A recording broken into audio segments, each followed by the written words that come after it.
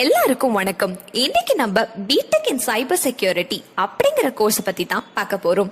இந்த கோர்ஸ்ல networks, computer, programs, data forms இந்த மாதிரி விஷயங்களை அன்ஆத்தரைஸ்ட் ஆக்சஸ்ல இருந்து எப்படி காப்பாத்துறது அப்படிங்கிறதுக்கான நாலேஜை கெயின் பண்றதும் மட்டும் இல்லாம அது எப்படி பண்றது அப்படிங்கிறதுக்கான ப்ராசஸ் மற்றும் பிராக்டிசஸ் தான் இந்த கோர்ஸ்ல மெயினா நீங்க படிப்பீங்க.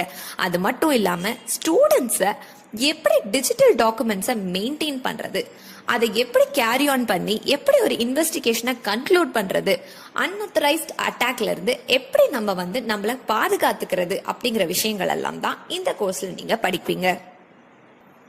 இந்த கோர்ஸோட டியூரேஷன் பாத்தீங்கன்னா எல்லா இன்ஜினியரிங் கோர்சஸ் மாதிரியும் இதுவும் ஒரு 4 வருஷத்துக்கான கோர்ஸ் தான். இந்த கோர்ஸுக்கான அட்மிஷன் ப்ராசஸ் 2 விதமாவும் நடக்குது.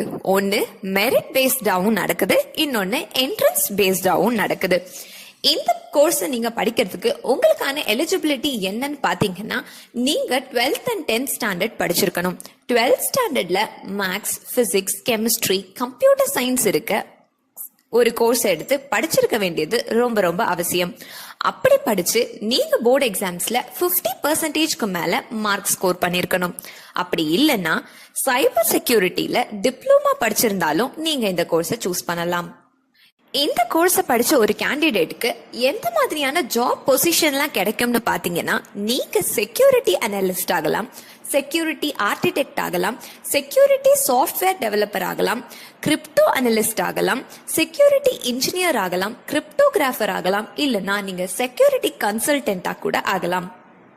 இந்த கோர்ஸை படிச்ச ஒரு கேண்டிடேட்க்கு எந்த மாதிரியான ஃபர்ம்ஸ்ல எல்லாம் ஸ்கோப்ஸ் இருக்குன்னு பாத்தீங்கன்னா, உங்களுக்கு ஐடி ஃபர்ம்ஸ், டெக் ஃபர்ம்ஸ், அப்புறம் software development firms, IT security firms, computer security firms, IT consultancies, அப்புறம் tech consultancies, data security firms, banks, அப்புறம் பிசினஸ் ஃபர்ம்ஸ், எம்என்சிஸ், டெலிகம்யூனிகேஷன் ஃபர்ம்ஸ்னு நிறைய ஸ்கோப்ஸ் உங்களுக்கு காத்துட்டு இருக்கு.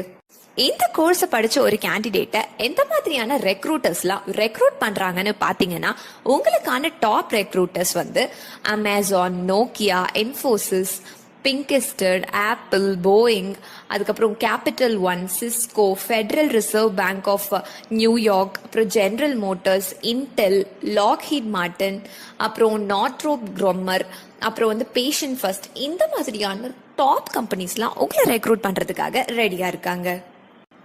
உங்களோட 4 வருஷத்துல நீங்க படிக்க போற மெயின் சப்ஜெக்ட்ஸ் என்னெல்லாம் பாத்தீங்கன்னா, design and analysis of algorithm, theory of computation, software engineering and testing, methodologies, Linux programming, technical skill enhancement, artificial interest, digital forensics, ethical hacking fundamentals, introduction to computer science and engineering, app-based programming in Python, mathematics, web and mobile app security, programming for problem solving, advanced physics, engineering chemistry, engineering physics, computer aided design and drafting, mechanical workshop, principles of electric and electromagnetic engineering, soft skill, web technologies, security architecture, introduction to cyber law, OOPS using Java, advanced Java lab, database management system. இதெல்லாம் தான் உங்களுக்கான main subjects.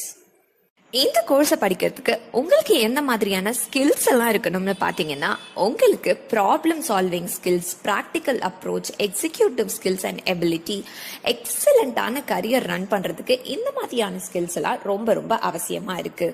இந்த கோர்ஸை படிச்சு வேலைக்கு போற ஒரு ஃப்ரெஷருக்கு 40,000 இருந்து 80,000 வரைக்கும் ஒரு மாசத்துக்கு சம்பளம் கண்டிப்பா கிடைக்கும்.